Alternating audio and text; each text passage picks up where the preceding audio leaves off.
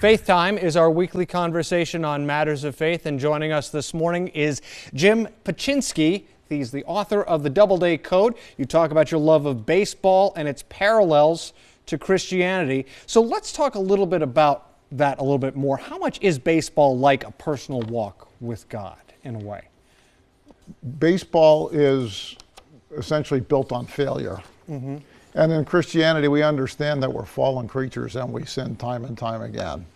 So, Ted Williams, perhaps the greatest hitter ever, once said that baseball is the only field of endeavor where a man could fail 7 times out of 10 and still be considered a good performer.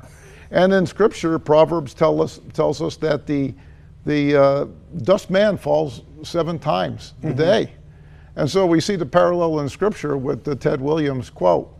And so there is this understanding that one of the most difficult things to do in baseball is to hit the ball. The pitchers are wily.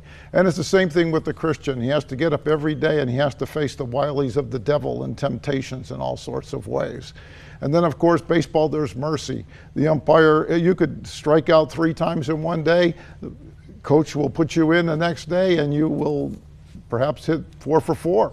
So what are the small things in baseball that can really lead to a home run in your faith and in your journey? How are those small steps important? Yeah, it's the daily grind over a 162 game season. We're doing the small things day in and day out. That's parallel to the Christian life of getting up and practicing the virtue and of being kind and of growing in your faith. So just as the baseball player has to accept the vicissitudes of a very long season, so too the Christian is challenged to live his life day in and day out, and it's not an easy thing. That's one of the great things you bring up. It's those reps, those constant reps to gradually, slowly get better and better as you're doing it. Jim Paczynski, the author of the Doubleday Code, we thank you for joining us for this edition of Faith Time.